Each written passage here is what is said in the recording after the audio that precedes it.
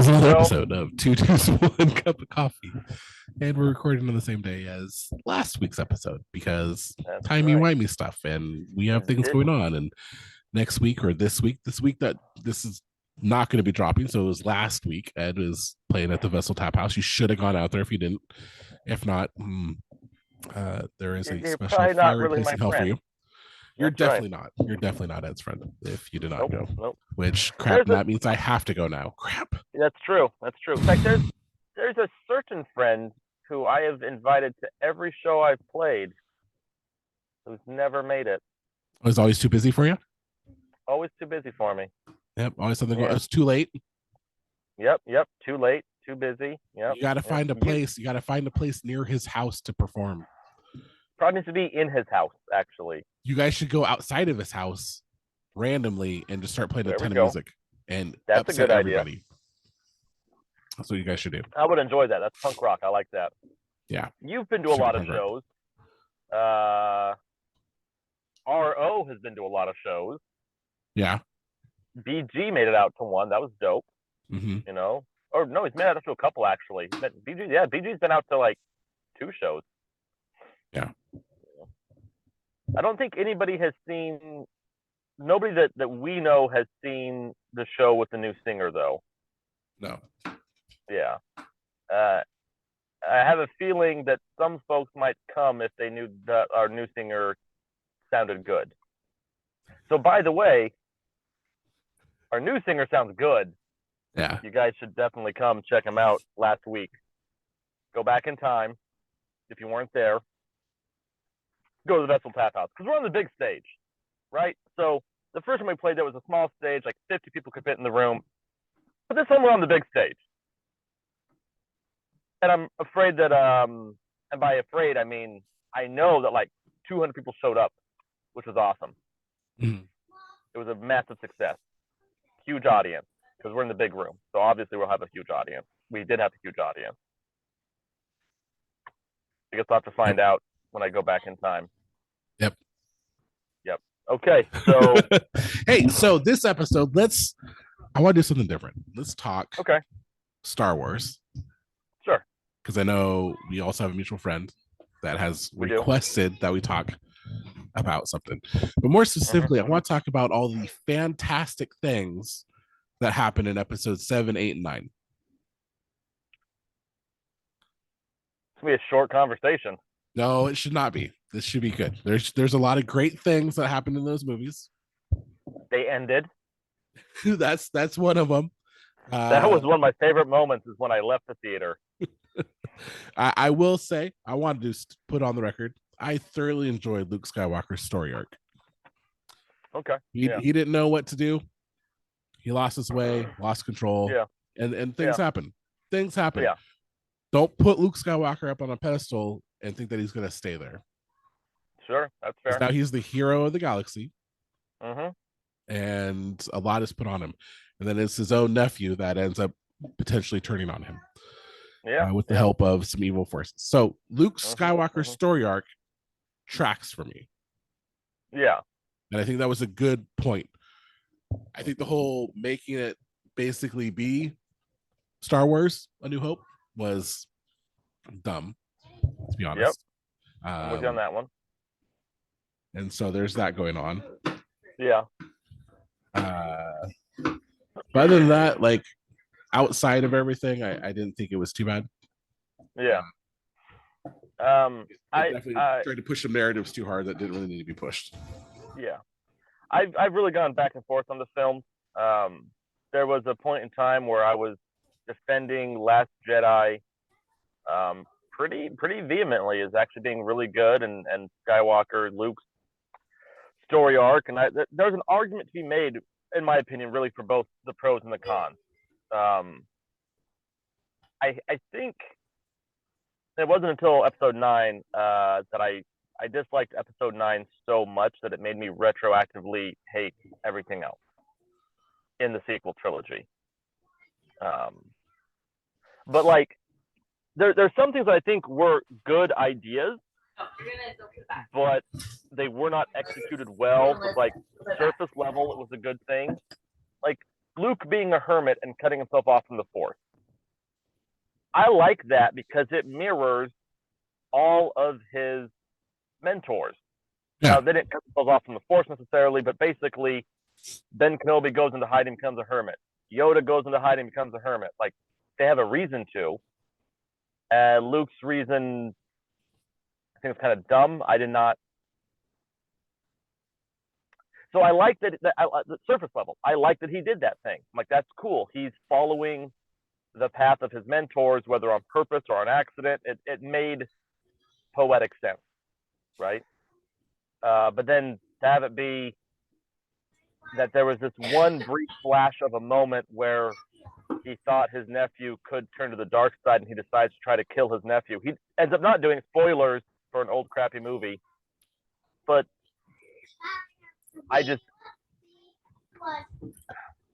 it's not where I think they should have taken it. I think they could have done it differently.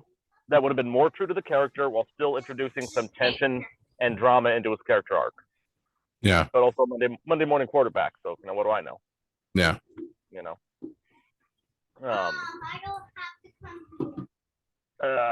Episode 9 was just real dumb. Oh, by the way, the Emperor's back because we need the Emperor to be back. We didn't set any of this up. Also, it's one giant fetch quest. The dagger gets me the most. The dagger that was designed for whatever reason to point to where there would be another holocron. Yeah. Why would you need a dagger to point you to where a holocron goes? Why don't you just take the holocron? Unless you're setting that up for something like, I don't know. That part.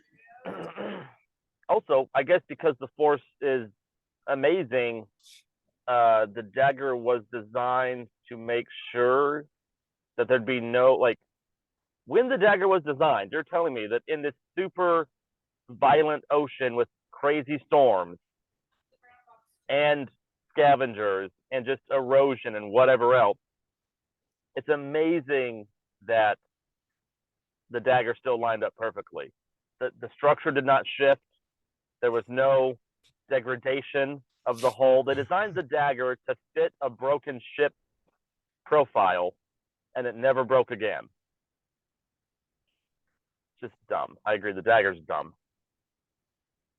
Also, it's been so long since I've seen it and thought about it, but like Rey in the sand tunnel pit, force healing the snake, and like, oh my God, we're trapped. There's no way to get out. Well, we've just seen her be like insanely force powerful.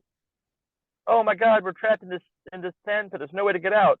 Let me help this snake. And now the snake showed us the way out. I mean, you probably could have blasted a hole in the ceiling with your force powers or levitated yourself or I don't know what else. But like,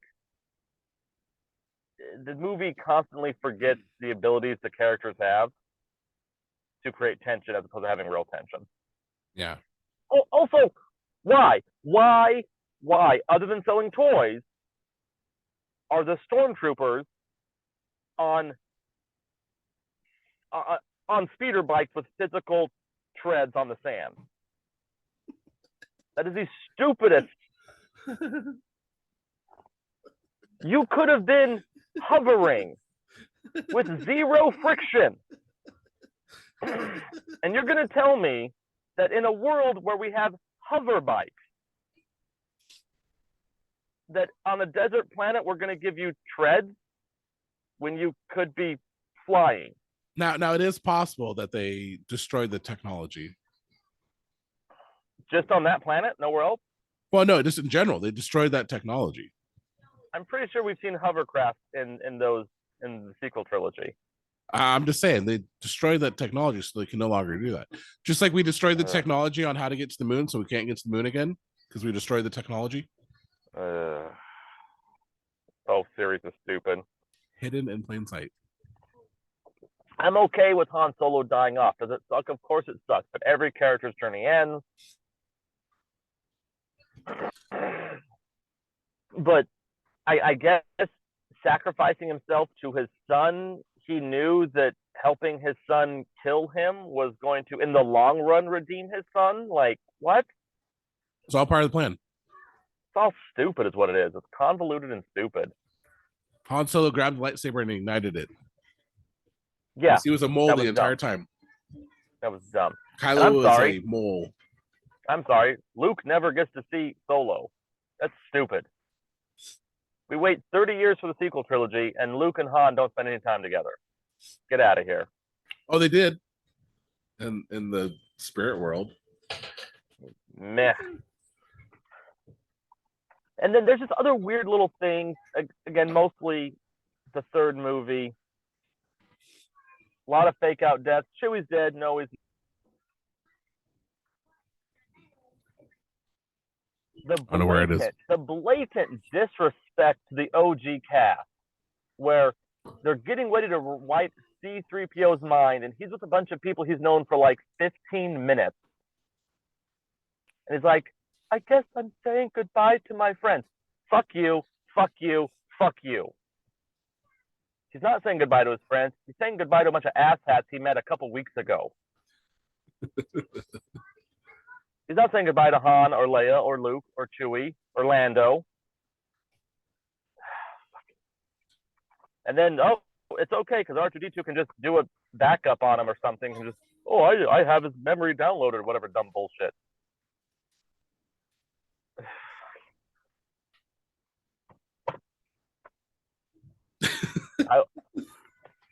I never thought about that. Yeah. Oh, it bothered me so much. Because it's blatantly like pulling at the heartstrings, trying to make you care about a death that, one, doesn't matter because they come back to life, and two, it's using our love of C-3PO so that when they zoom in on C-3PO's face and he says, I'm saying goodbye to my friends, it's designed to make us feel like he's saying goodbye to us, right? Because we're his friends. And so it pulls on your heartstrings. Oh my God, it's so emotional. He's saying goodbye to his friends. But within the context of the narrative, he's saying goodbye to some people he met a couple weeks ago. Fine, a couple years ago, whatever. But no, it wasn't. There isn't that much time, I think, between. Maybe there is. It's not a whole lot, though. It's I think the three movies take place in a pretty short time frame. Yeah, like one and two, I think, are back to back. Yeah. So it doesn't make a lot of narrative sense, and it bothers me, and it's blatantly designed to pull on your heartstrings without having any substance. Well, it's also because Disney can't make money on those characters. Oh yeah, no, I know. Yeah. So George Lucas still has the rights. Yeah, I get it. I understand, but the new characters suck. They're dumb. Yeah. And for everybody who is going to get mad at me for being a sexist for not liking Rey, I love strong female protagonists. Okay, when they're well written. She's not. She's not. Yeah. Give me Ripley any day of the week, please. And well, and even then, John Bodega talked a lot about his treatment. Oh yeah. And how it kind of like pumped it up to be this character that's going to have more of a role, and then it ended up not having a role. So yeah, and honestly, his character could have been, and should have been the most interesting story to tell. Yeah, and not because he's black, because he's a stormtrooper who defects. That would have been an amazing story. Edit that part out about the race I just said, because modern world. But look, like, and they set that up. Like, here's a stormtrooper. He's going to defect. The emotional turmoil that would play on a person who, even and then he falls in love with one of the resistant leaders. Yeah. But also think about what it would be like to go, well, I was a slave to this First Order, and now I have to go kill other stormtroopers. Yes, they're evil. It's an evil organization, but they're still people you were working with. Like, he knows somebody under those helmets. Well, that's what triggers him in episode 7 is when he's got his friend dying in his hands, and his friend next scene, takes the blood and puts it on his helmet. Like super iconic wakes up. Yeah. And then he's like, you know what? I'm just going to shoot them all anyways. Who cares? Let's kill them all. Yeah. Whoa. So your whole story arc starts with you being triggered by your friend under the helmet dying. But he only knows so many. Like, you got to figure. Of course, sure. In the group that you're in, I don't know how Star Wars has sectioned it all off, but yeah, like, he probably maybe only knew 20 to 50 people. Right. Maybe. and everyone else is just in a helmet. Because that's what the whole thing was. Is like even Phasma at one point says, "Why isn't your helmet on?" So like the idea is you don't know really what the other people around you look like. Yeah, that's fair. I can give you that. Because they're trying to not have you create emotional bonds with the people you work with, so you can just keep going on after one falls. Yeah. And that makes a certain amount of sense. I'll give you that. It still seems, maybe it's not dumb, but it still feels like a missed opportunity to me to explore some emotional depth and character there.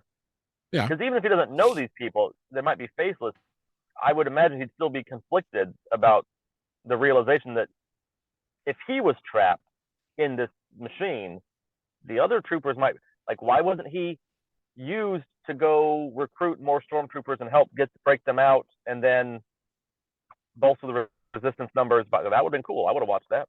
But even in episode 9, where we have all the horses running on the Star Destroyer, that group of people were a lot of ex First Order people. Did they make that clear? I don't remember. Yeah, they did. They kind of made it clear. Okay. It's been a long time. I haven't seen it since it was in theaters. I mean, they probably weren't carrying a banner saying ex First Order troopers, but I mean, they probably should. That'd be helpful. The main the main leader of that group kind of brings it up that they were all former First Order. Okay. That defected. All right. But was there a story about them getting out and being not in that movie? Yeah, they're just there. That's in the. I mean, that's an opportunity for a spin-off, short series or whatnot. Yeah. Yeah. I really wish that they had, instead of remaking A New Hope and kind of remaking the original trilogy, honestly, just, you own the EU. I know that you don't want to let the EU be canon anymore because you want to make your own stories. That's cool. But use that. I mean, I get that it would be hard to take Luke Hamill and the original cast of the age they are and literally just redo whatever the name of the trilogy is that comes out in the novel, Dark Force Rising. Yeah, you can't just do that because of their age differences. But there's some cool ideas there about Luke finding other old Jedi who are crazy and might be clones, and you can introduce Thrawn, who takes up the mantle of the Empire, and then there's also Luke has a clone of himself. He didn't make it, but the Emperor had a clone of Luke made somehow, and like from the fighting his shadow self. Yeah, from the hand. Like, yeah, all of that stuff. I think, granted, with Luke being so much older now, it'd be hard to really do that. But there's some good stuff out there that they're just like, we're gonna ignore that and make new crappy characters because money. Yeah, which is fair. They're a corporation. Now I need to go watch this. So Disney Plus just released Tales of the Jedi. And apparently, like, I've seen clips of one episode where it's like I don't know if it's an Inquisitor or someone in the Inquisitor line has got two people at some place, like at the edge of his saber. And he's like, oh, they're coming for us. They're coming to save us. It's like, no one's coming for you. And then all of a sudden, like off in the distance, you hear Ahsoka Tano. Nice. And he's like, who are you? And they kind of get into it and they're talking a bit. And he's like, wait a second, you're supposed to be dead. Yeah. Which I think is referencing the fact that she did technically die in Rebels, but then it gets brought back to the living because Ezra did timey-wimey stuff through a temple. Right. But like it's like a really quick battle between the Inquisitor until Ahsoka just beheads him. Yeah. Like, I mean, I gotta go see that episode. It looks really good because she's just like, it's like 3 attacks. It's like clink, clank, head off. Right. So and she's got his saber. She's got his saber. Oh, nice. Okay. In her hands. Yeah. It's one of those spinning ones, which are really cool, right? Because who doesn't like a spinning lightsaber? Yeah, obviously. Okay, Star Wars. Yeah. You gotta sell toys. I hate to admit it, but like, I mean, in one sense, it was always about selling toys in the sense that like everyone always wants to do licensing and make extra money and blah blah blah. And maybe I'm just older and more cynical, but I'm like, no, this is all just. It gets to a point where I'm like, okay, now you're just making up things because you can make up things. Yeah. Not because it makes sense, you know. Mm-hmm. Not a huge. I don't hate the spinning lightsabers, but I'm not a huge fan of them either. Yeah. Kylo Ren's does look pretty cool. It's pretty dumb, but it looks super cool. Yeah. And really cool. Yeah, there was I don't know. I'm okay with Star Wars. The Kenobi was pretty good. It had its moments. I like Kenobi. Yeah. There's I saw it behind the scenes. He fully gets dressed up as Vader and then puts on the Vader outfit. Yeah. I'll send it to you. Like I got it. Or maybe I did send it to you. Oh, like Ewan McGregor does? No, Hayden Christensen. Okay. It's fully decked out. Like he's even got like the whole thing is just yeah. And I don't know if it the way they edited the video, but it made it seem like anytime he was in the Vader outfit, he had that suit on. Even the fake skin that was all charred, not charred, but burned. I mean, maybe so. Maybe make sure it gets into character, right? But even the way they filmed that whole scene. Mm-hmm. So like when Vader and Obi-Wan are talking, it goes back and forth between seeing the reflection of the red saber and the blue saber. Yeah. And so every time it's the blue saber, it's Anakin talking, and the red saber is Vader talking. Yeah. And then it also does it with the voice too sometimes. So like because his voice is always kind of distorted. But it's like right after he gets his helmet like ripped into and the gash is taken out and you can see his face, like you can see the reflection of the saber. Yeah. And anytime it's got a blue reflection, it's Anakin talking. Oh, okay. And then it switches to red, switches to blue, and then it stays red. Yeah, yeah. He's like, you didn't kill me. Yeah, yeah. Obi-Wan. You didn't kill Anakin Skywalker. I did. Yeah. Oh. Such a great scene. That's such a great scene. Oh, it is. Because then it's so funny because he's like, I'm gonna destroy you the way I destroyed Anakin. It's like, nah, that's not gonna happen. No. Like, did you destroy Anakin by taking your saber and slicing through him and his body disappearing? Right. No, you didn't do that. No. Yeah, that was all on purpose anyways. Huh. I should watch that again. You got jealous of Daddy Obi-Wan and your wife potentially getting it together. That didn't happen. Should have. Obi-Wan and Padme did not. I mean, Padme's sitting there and you have a choice between Anakin and Obi-Wan Daddy Kenobi. Come on. Really? Anakin? Are you implying that Luke and Leia are actually Obi-Wan's children? No, I'm not. Not at all. I'm just saying, why did Padme choose Anakin when she had Obi-Wan Kenobi right there? Well, because she's a pedophile. Oh. She was grooming him from the time she met him when he was 10 years old, obviously. Basically. She saw that and she's like, yep, I need that in my life. Obviously. Also, I'm pretty sure that she's not the same. She looks Terran, obviously, but she must not be the same species because, look, Anakin goes from 10 to like mid-20s, and she looks the same. So she's like part elf. She doesn't age. I don't know. What's up with that? How old is she really? And that's how the Lord of the Rings and Star Wars become the same universe. When they left Middle Earth, their sail ship went to space and they populated space. Yeah, I think I don't know. Like I think a woman's beauty doesn't really change as quickly as like a man can. I know. Over time, changes, all right. I know, but what I'm saying is, like my wife, my wife looks the same today as she did when I first met her. My wife, that's so beautiful. That's like a 10 to 15 year difference. She would not look the same. Yeah, kind of. Shenanigans. Nope. Shenanigans. The only way that looks the same. Yeah, she's just as hot as she was back then.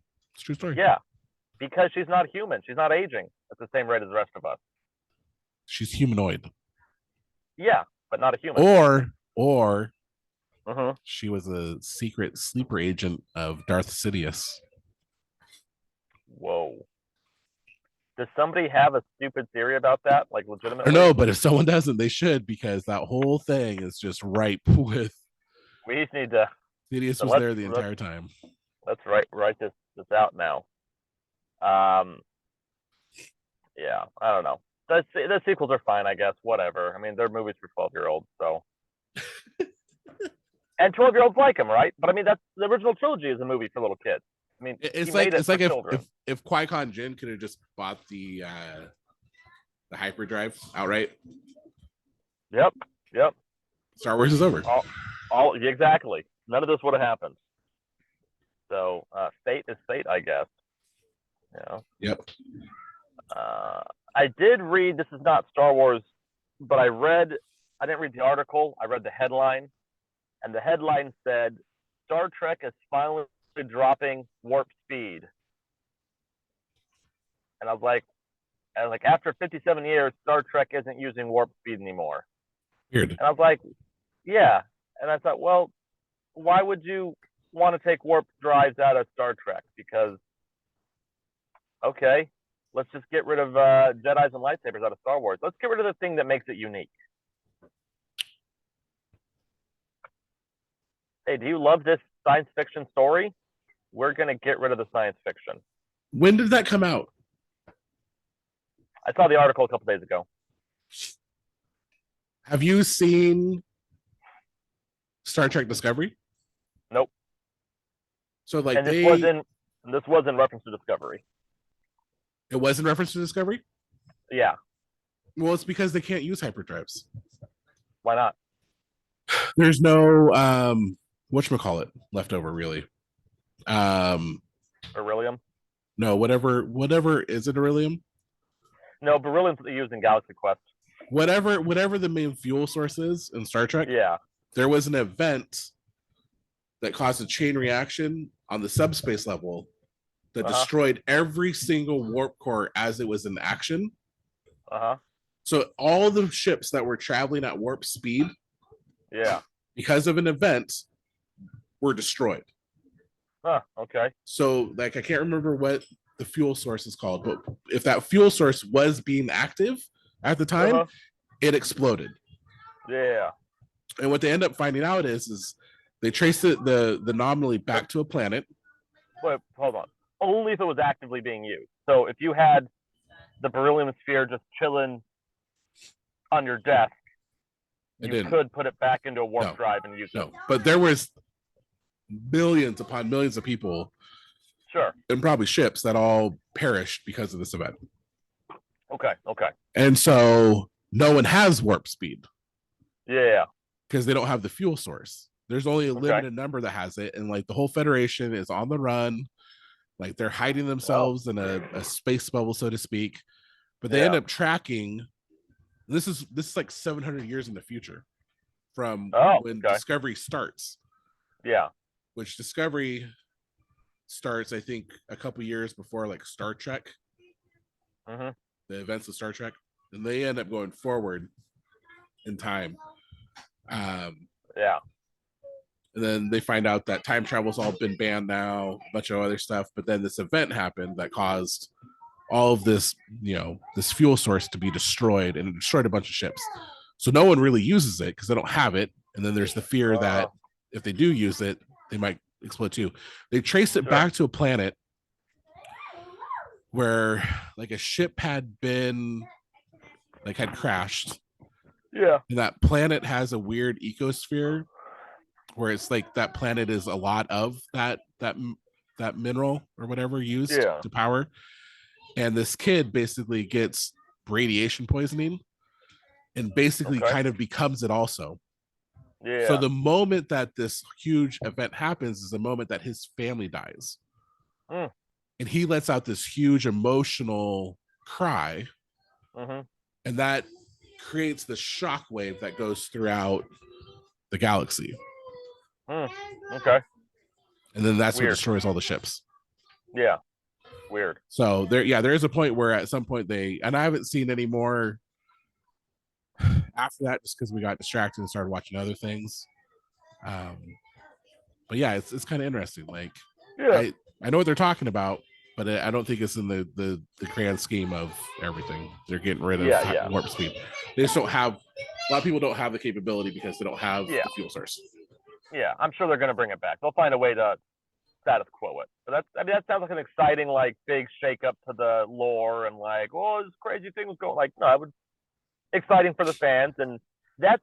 I mean, I haven't kept up with Star Trek at all, but that is interesting enough that I'm like, oh, that's. I would enjoy watching that, seeing how it plays out. I'm not going to, but definitely interested. You know, one could argue that instead of having a free form podcast like we normally do, maybe JC has a point. Maybe we should focus on the nerdy stuff and just, this week Star Trek, next week Star Wars, compare notes. Except I don't consume that material like I used to. So I don't think I'd be as useful, Yeah. I don't know. Huh. But Star Trek sounds fun. I should watch that. What do you think of the movies? I thought the newer movies I thought were great. Yeah. I know everyone's gonna have issues with things. I think it's stupid. Yeah. But, I like each one progressively less. Oh, okay. Yeah.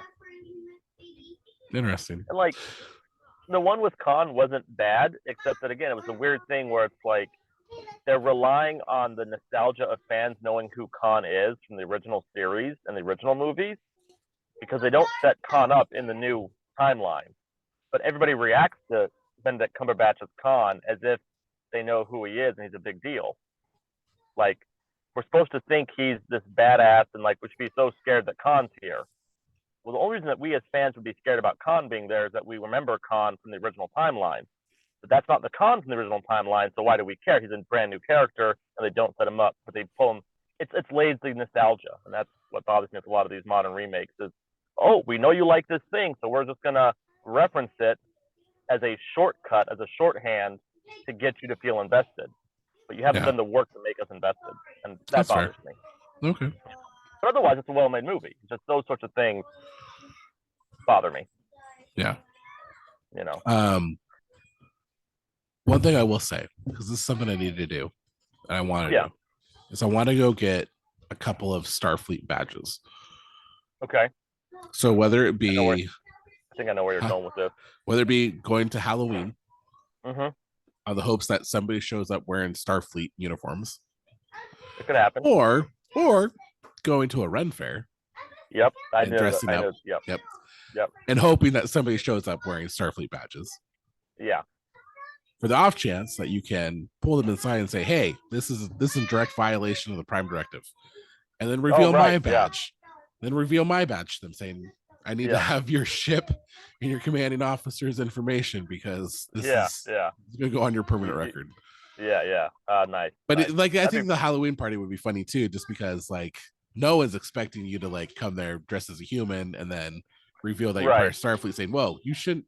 This is a direct violation of the Prime Directive. Like, that's like you're not supposed to be doing this." Yeah, that's like a double costume, because you show up dressed like a regular human, they think this guy didn't dress up, but then you reveal you're actually part of Starfleet, so actually and you're undercover. You're dressed. So it's like a double costume. Yeah, it is. Yep. That's ingenious right there. Yeah, I know about people who dress. Or even up doing that like at a convention.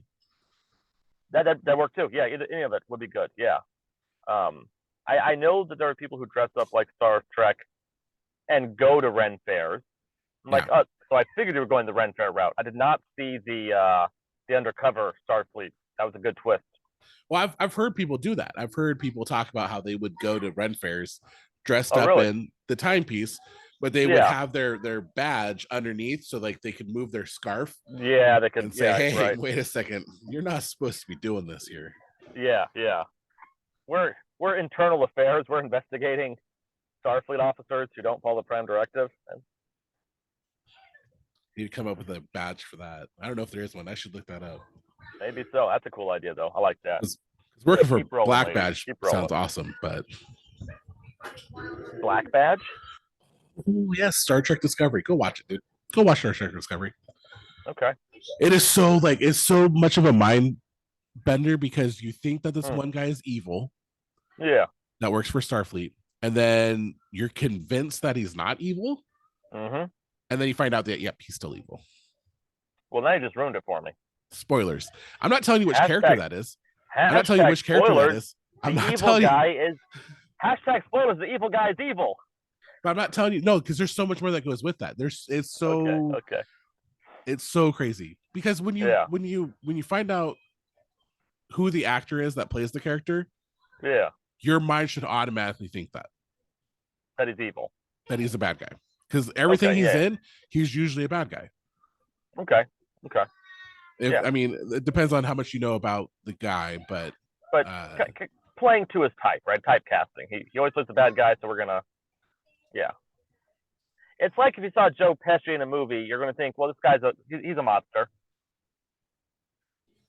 And then spoilers, he's not a mobster. Twist, he is a mobster. See, where is he?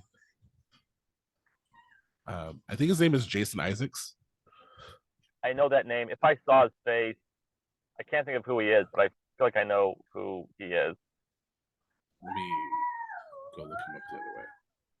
So there was a show on Netflix called The OA. The original, no. OA? Yeah.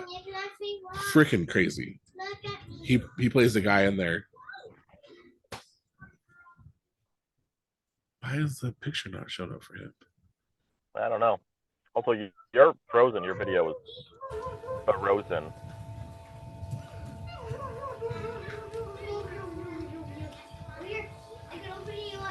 There he is, Jason Isaacs. Yep. Oh yeah. You're not frozen anymore. So he plays Malfoy. Oh, that guy. Okay, yeah. Wait, what's his name? Malfoy. What's Malfoy's last name? Draco is his first Draco. name. Malfoy He plays his last name. He plays his dad. Yeah. Okay, you said Malfoy. I thought of Draco, and I pulled this picture up. I'm like, this guy did not play Draco. He plays his dad. Yeah. This guy's always a bad guy. Yeah. So in Star Trek Discovery, you think he's a bad guy because of what he's doing, but then you start to get convinced that he's not a bad guy. And then you find out he's still a bad guy. Well, see, now it's been ruined for me. But you don't know how that plays out. You don't know how that plays out because I haven't told you everything. Spoilers: the bad guy is the bad guy. But it's the way you find out that he's a bad guy. That's fair. Because I just think what I'm saying is hilarious. Because there's so much that bad guy's a bad guy. That guy's a bad guy. I'm sorry. I'm tickled with my own humor. You just want me to tell you what happens? Are you even going to watch Star Trek Discovery? No. You're not. Okay, let me explain. It's not that I'm not going to watch it in the sense that I'm going to actively avoid it and go out of my way to not watch it, but I watch so little TV and movies that I have to go out of my way to watch anything. And that guy it's not going to happen. I know myself right now. I'm not watching TV. So what ends up happening is they're using this mycelial network of spores to travel great distances like that. Basically getting rid of hyperdrives. Using the mycelial network. But they need a pilot to do that. And so that's a whole other storyline. But he's the captain. And you come to find out that what he's actually trying to do is he's actually trying to get back to another universe. Okay. And it's the universe he actually originated from. Okay. And you find that out by a series of events where he's got vision problems in our universe. Yeah. And it's explained away as because there was an incident, an explosion that caused some damage. That's not the case. It's people from one universe have vision problems when they're in the other universe. Oh, okay. And so he's actually trying to take a team back to the other universe to take over Starfleet. Yeah. In his he wants to universe. Lead. Yeah. So it's just it's all these twists and turns and okay. But the way you find that all out is by the fact that he's not having the vision problems when they are in the other universe, and then And then okay. The main person that is So directed around. is it one of those things where it's like you don't really know which universe he's in at any given time until it becomes clear? No. It's I mean, you find that out by like the main character, the chick, recognizing that he's not having the same problems as he did in the other one, and starting to piece together, wait a second, you're from this universe. Oh, gotcha. Okay, that's cool. And I kind of butchered it, but whatever. I'm much less excited to change gears a little bit. I'm much less excited for the future of the Witcher series without Henry Cavill playing Geralt. I have not seen The Witcher. I have not seen it. It is. I want to. It is enjoyable. I don't think it's as good as all the hype, but like it is really well done. It's a fun show. Yeah. But without Henry Cavill, I don't care as much. I'm not even sure I'm a huge Henry Cavill fan. I like the guy, but I don't know that he's Geralt as far as I'm concerned, or Geralt, or however you say his name. He's the Witcher. He's supposed to be joining something else too. Yeah, I don't remember what. I know he's in some Game of Thrones, House of the Dragon. Oh, interesting. So he's joining that. I know he's in a thing on Netflix with Millie Bobby Brown about Sherlock Holmes. Yeah. Haven't seen that or if it's out yet. I guess he's spoilers ahead to the DC universe. He's back as Superman. I didn't think he ever left. That's how much I don't care. Yeah, exactly. The problem is he really he is such a good Superman. I like him in that role, except that the movies that they're putting him in and the way they're telling him to behave is so not Superman-like. Yeah. So like he seems like the perfect guy to play. Just the build, the look, the jaw, he's definitely the best candidate for a modern Superman. They just keep having him act like a jerk. So I heard in the extended, I don't know if it's the difference between the extended cut and the other one, but when he is revived, he wears the black suit, instead of the traditional suit, right? And I heard why that was. Do you know the reason why? I know in the comics. I don't know why they did it. What's the reason in the comics? It's like a part of the Kryptonian healing matrix thing or something. I guess I don't know as well as I thought I knew. I know he gets brought back to life because he wasn't ever really technically dead or something, because the Kryptonian regeneration matrix or whatever. So why the black suit? I guess I don't remember. I think it has to do with something. He's like a hero of Krypton. Yeah. And so he's like more of a hero in a universal sense. Than just for America or whatever. Yeah, than just Earth. Yeah. Because the other one he basically wears to help like protect Earth, but this is more of a universal threat. With whatever his name is. Who's Steppenwolf? Yeah, so Steppenwolf is Darkseid's like lieutenant / general. Okay, so Darkseid's the main guy, and then Steppenwolf. Yeah. Okay. Yeah. I can't keep any of that stuff straight because I really don't care. Well, also, one, if you don't care, it's going to be hard to keep straight, and the movies do a very poor job of explaining any of that in a meaningful and interesting way. Well, that's because they don't have 20 other movies to explain away why Ant-Man is getting small again for the 14th time. Yeah, exactly. But DC is trying to rush their universe, and they're relying on the fans' knowledge of the comics to fill in the gaps of the movies.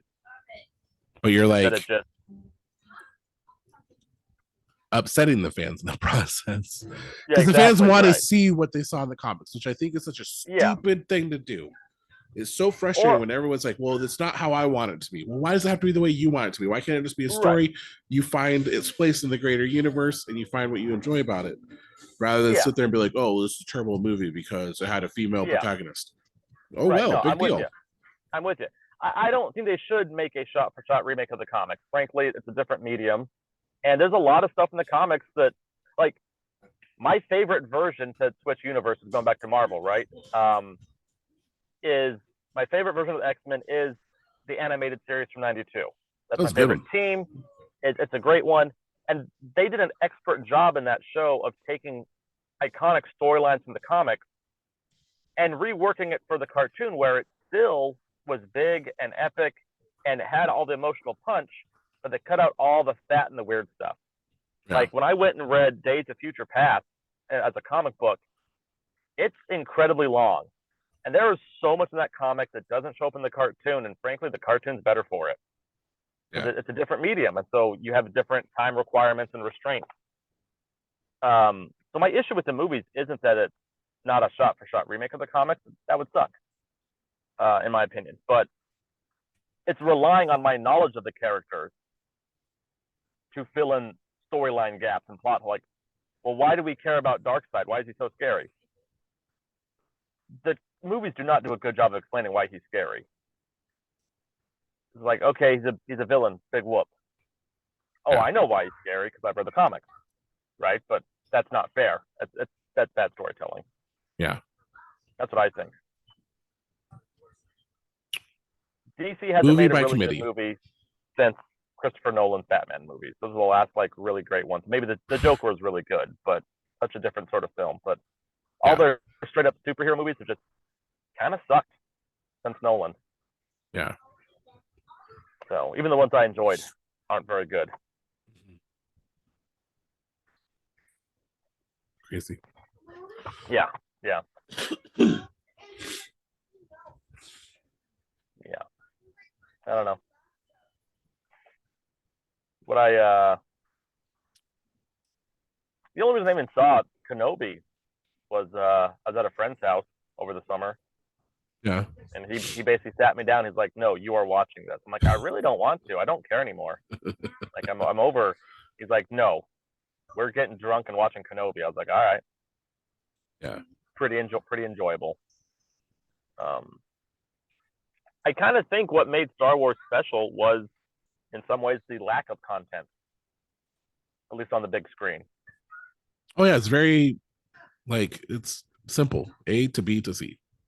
Yeah. Not a lot of dialogue, just action. Yeah. Kind of a loose story.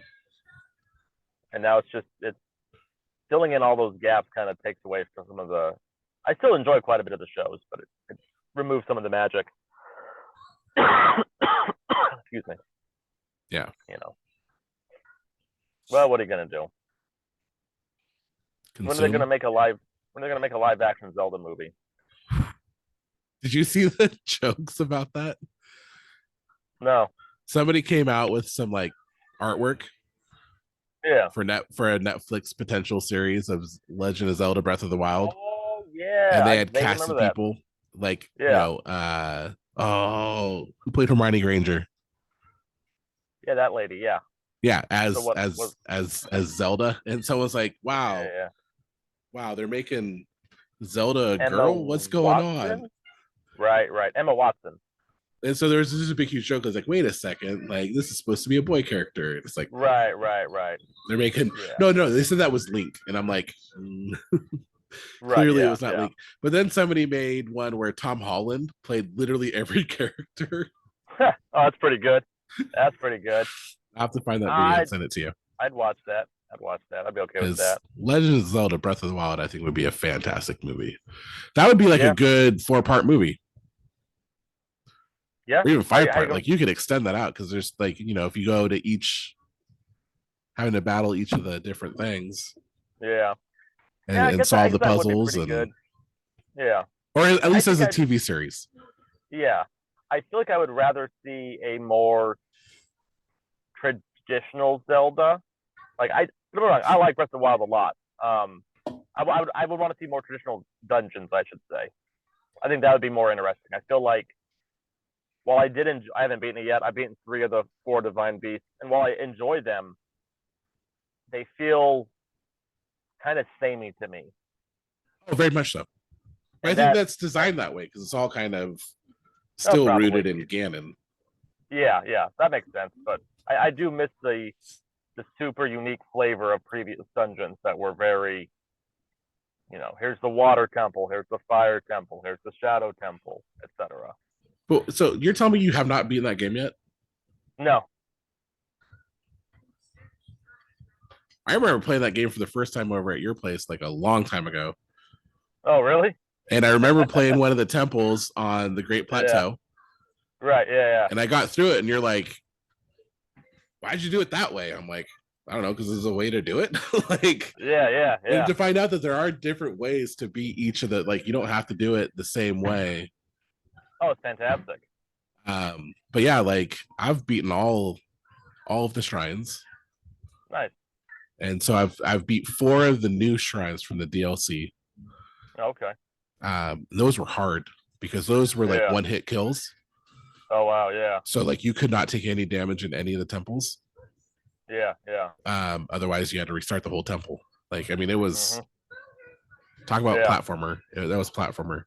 And then like the Divine Beast, like there was one that was a lot harder than the others. Yeah. Which one haven't you done? Do you remember? The bird one. The bird. Okay. Yeah, I thought all the Divine Beasts were really cool in terms of being like a traditional dungeon, solving the puzzles, unlocking things. Yeah. No, I did enjoy them a lot. I think the camel might have been my favorite one so far. Yeah. That one was a lot of fun and also quite challenging, getting everything to rotate the right way. And to get up into the camel. Oh yeah. And having to surf and fight it. Yeah. But I miss the more traditional dungeons as well. I think my ideal Zelda would be like Breath of the Wild, but with more traditional dungeons and Triforce as well. Like, let's bring the two together. Let me get my hook shot back. That's just me though. It is a great game though, but I'm bad at finishing games, dude. That's what I've learned. I get bored of games pretty quickly these days. I've put not a ton of time for how long the game's been out. I've had it for like 5 or 6 years. I put over. No, I'm still under 2. I'm like 180 hours or something into that game. But I'm really bad at open worlds. I get so distracted by side quests. Like, I've never actually beat Skyrim. Like that's not like I should go back and beat that one of these days. The first time I did Skyrim, I did it pretty like linear. Like, oh, that's the next quest. I gotta go beat Alduin. Right.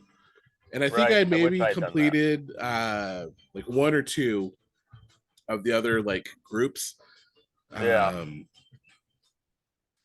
But there's been other ones when I've replayed it, I've done everything. Right. And basically you go into Alduin and you're like, shot. Right, yeah. Shot. Dead. All right, we're done. Like, right, yeah. And that's how I play every open world game the first time. It's like I have to do everything. I don't know why my brain works that way. I wish it didn't. I want to just follow the main quest, but I'm just like, nope, got to do this. I got to do it all. Well, sometimes like if you follow the main quest line, it's harder. Yeah. To be Alduin if you're doing it at a lower level than you are at a higher level if you would have completed all those other things. Mm-hmm. So I think there's some good things on like going and playing it as you see it, and then going back, do a little bit more, do the next subquest. I mean, the one I didn't really care about was the College of Winterhold. Like, that's so dumb. Oh yeah. Because I just never played Magic because Magic is insuperior to being a rogue archer.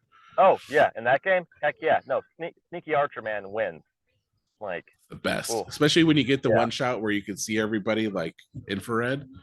Oh you just walk around and you're like ping, ping, ping, ping. You're all dead. I'm gonna go on. I'm gonna get my 50 gold and call it a day.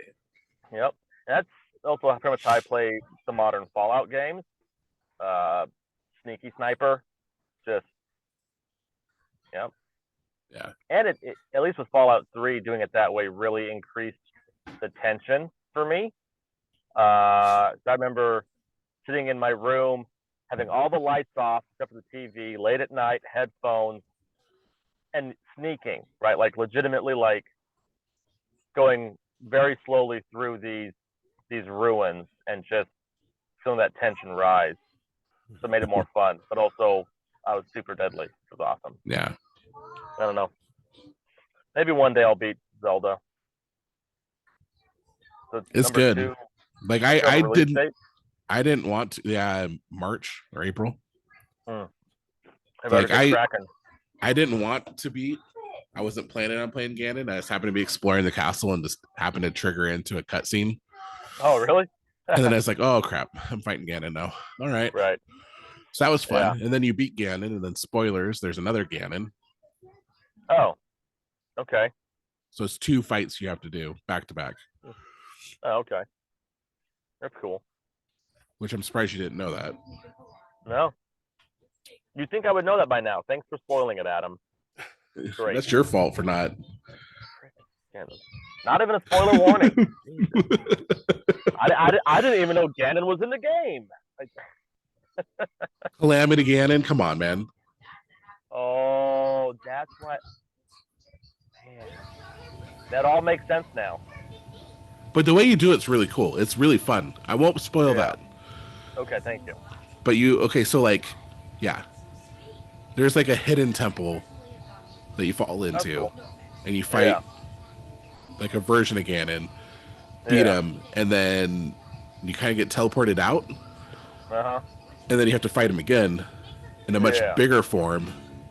Yeah. But the way you have to fight him is very specific. Oh, okay. And it's challenging because it's not. I mean, I don't know. I want to spoil it now, and I don't. Like you've played it. I don't know. I also want you to, and I don't want you to at the same time. Don't spoil this one for me. This one's something actually. It might be 6 months before I pick it up again, but that's one I actually want to. And somehow it hasn't been spoiled yet, so. That's weird. Yeah. But yeah, you do fight two. You do fight 2 versions of him. That's cool. It makes like the sequence of events is perfect. It's so great because you. Go play it. What are you looking forward to for number 2? Anything? I wish there was some way to link the 2 together. Yeah.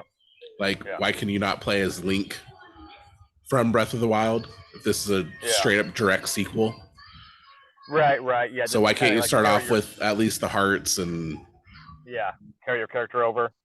Which that's not the Zelda formula. It's not most video games. It's not the formula.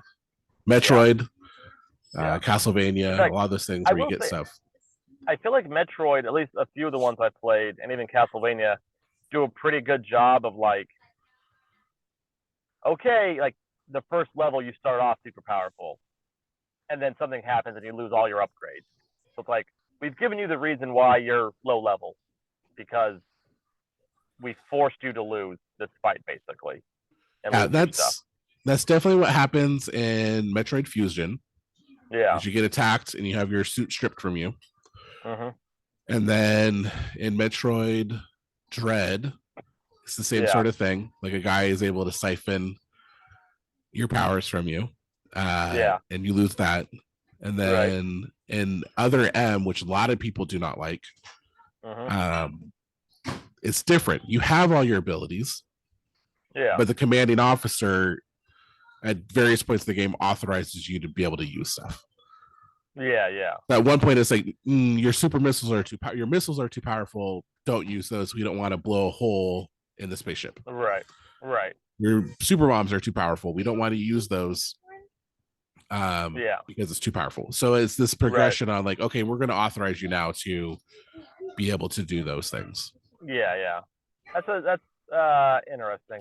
Whereas like Metroid 2, for whatever reason, you don't have your abilities. And you have to go find. And I guess the way you can like after the fact talk about it is the fact that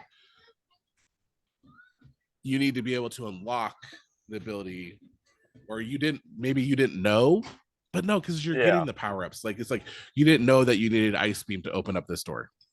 Right. And so once you see that it's Ice Beam, but that's not how it's designed. That's a cool way to do it, I think, but it's not how it's designed.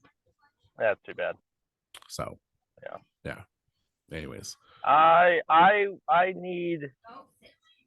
I know there's a co-op Zelda. It's one of the Game Boy ones, right? Minish Cap. Zelda Four Swords. Oh, the Minish Cap? Oh no, Four Swords. Yes, Four Yeah. Swords. Minish Cap is so expensive. Oh my gosh. It's like the one Zelda game I don't have. Yeah.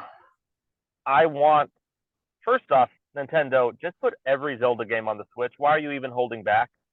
And don't do an HD upgrade like you did to Skyward Sword or Wind Waker. No. Wind Waker. Well, Wind Waker was an HD upgrade on the Wii U. Yeah, no, but it's a Game Boy one. They redid Link's Awakening. Right. I don't want that. Do the graphics look nice? Yes, they do. I want to play the unadulterated. Why is it not an option? I'll pay for it. I will pay you extra money, Nintendo. So let me play the original crappy Game Boy graphics.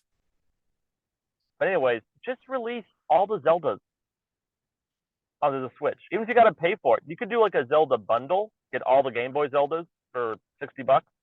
You know? Yeah. People would buy the F out of that. Mm-hmm. Imagine if they released all the Zeldas onto. I mean, I get that for the Virtual Console, it takes time to port it over or whatever, and you want to do a slow drip. That way, people always have a reason to keep subscribing. But dude, that'd make so much money. Here's the Game Boy collection. You can even split it up into like 2 or 3. You can do that.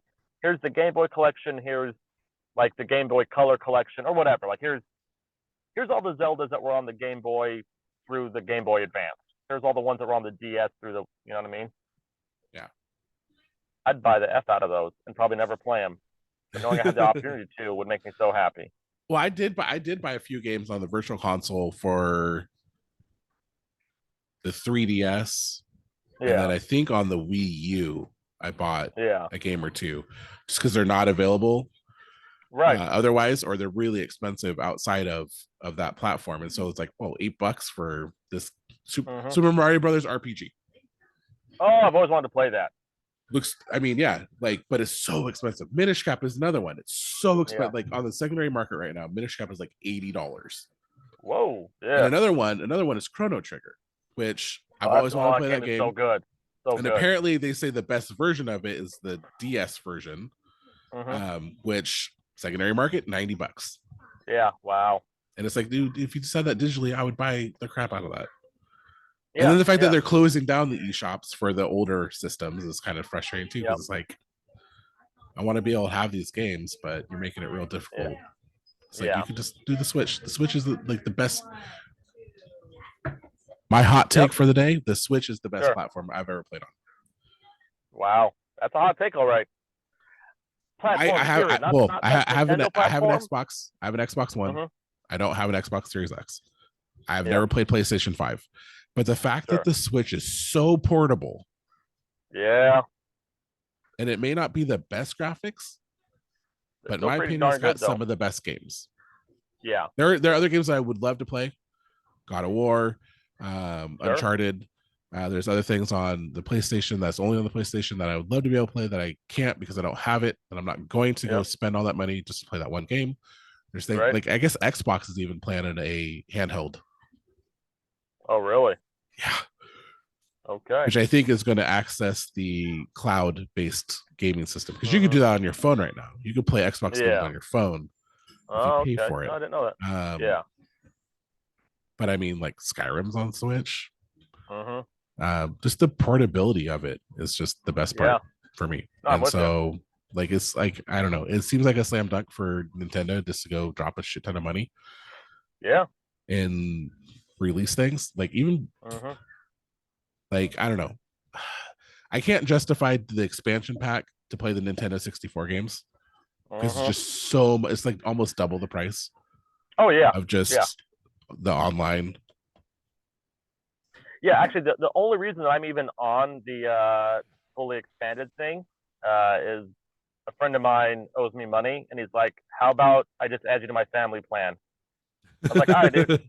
Like, he's already spending that money anyways, and he had a spot open, so it's like, "Hey, that saves me whatever $60 or $100 a year." Like, all right, that's fair, you know. Yeah, because I think it's like $70 for the expansion plus, which you get the Nintendo 64 and the Sega games.